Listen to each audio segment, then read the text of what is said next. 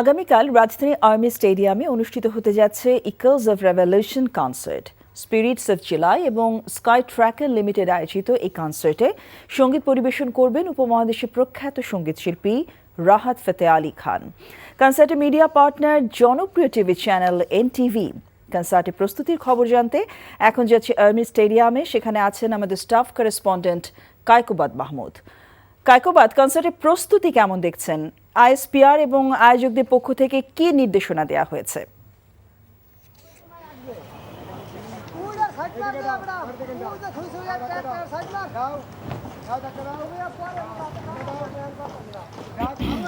জসিন্তা, আগামীকাল কিন্তু আমি এখন আছি আর্মি স্টেডিয়ামে। এখানেই কিন্তু জুলাই আগস্ট অভ্যুত্থানে যারা প্রাণ দিয়েছেন এবং যারা আহত হয়েছেন তাদের সাহায্যার্থে কিন্তু একটু কনসার্ট হবে। আর আমরা কিন্তু সকাল থেকে এখানে এসে দেখছি শেষ মুহূর্তে, যেহেতু আজকের পর কালকেই কনসার্ট, আমরা এখানে দেখতে পাচ্ছি শেষ মুহূর্তে কাজ, যেই কর্মযজ্ঞ আমরা কিন্তু সেটি দেখতে পেয়েছি। আমরা এখানে সকাল থেকে দেখতে পাচ্ছি যে মঞ্চের কাজটি চলছে, এখনও বড় পর্দাগুলো ওগুলো বসানোর কাজ চলছে। এছাড়া আমাদেরকে আয়োজক এবং এখানকার যে ইভেন্ট ম্যানেজমেন্ট আছে তারা আমাদেরকে জানিয়েছে যে বসার যে ব্যবস্থা, আসন বন্টন, সেই জিনিসগুলো কিন্তু তারা আজকের মধ্যে শেষ করবেন। এছাড়া নিরাপত্তা নিয়েও আমরা কথা বলেছি, তারা বলছেন যে এসব বিষয়কে সর্বোচ্চ গুরুত্ব দিয়ে তারা শেষ মুহূর্তের যে কার্যক্রমগুলো তারা কিন্তু শেষ করছেন। আর তারা সর্বতভাবে আশাবাদী যে আজকের মধ্যেই তারা মঞ্চের কাজ সহ অন্যান্য আনুষঙ্গিক প্রস্তুতিগুলো তারা কিন্তু শেষ করতে পারবেন, এটা কিন্তু তারা আমাদেরকে বারবারই বলছেন। এছাড়া আইএসপিআর এর যে কথাটি আপনি বললেন সেটি ছিল যে ক্যান্টনমেন্ট থেকে যে দুটি প্রবেশ পথ, একটি হচ্ছে জাহাঙ্গীর গেট, আরেকটি হচ্ছে জিয়া সেনানিবাস, এই দুটি গেট কিন্তু আগামীকাল 2টা থেকে রাত 11টা পর্যন্ত খোলা থাকবে।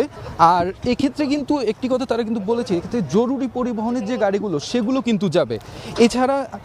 এছাড়া যে রোগীবাহী গাড়ি, এই ধরনের গাড়িগুলো কিন্তু যাবে। আর আরেকটি বিষয় আমি জানিয়ে রাখি, সেটা হচ্ছে এলিভেটেড এক্সপ্রেসওয়ে, এক্ষেত্রেও কিন্তু বনানী এয়ারপোর্ট সহ 4টি প্রবেশপথ দিয়ে কিন্তু আগামীকাল দুপুর থেকে রাত পর্যন্ত কিন্তু সব ধরনের পরিবহনই টোল ছাড়া যেতে পারবে। যার আওতামুক্ত থাকবে হচ্ছে গিয়ে মোটরসাইকেল, তাদের টোল দিয়ে যেতে হবে।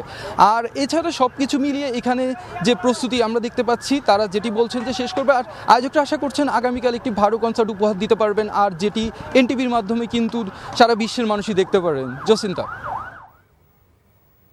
আর্মি স্টেডিয়াম থেকে জানছিলাম আগামীকাল অনুষ্ঠিত হতে যাওয়া রাহাত ফতেহ আলী খানের কনসার্টের সর্বশেষ প্রস্তুতির খবর। Double million offer, Walton fridge কিনে পেতে পারেন 20 লক্ষ টাকা, রয়েছে কোটি কোটি টাকার নিশ্চিত উপহার। যা দেখেছি সেটা তো স্বাভাবিক কোনো বিষয় না। যার ব্যথা সেই বুঝে। আজকে একটা বিশেষ কারণে দেরি হয়ে গেছে। বিশেষ কেউ নয় তো যার জন্য দেরি হলো?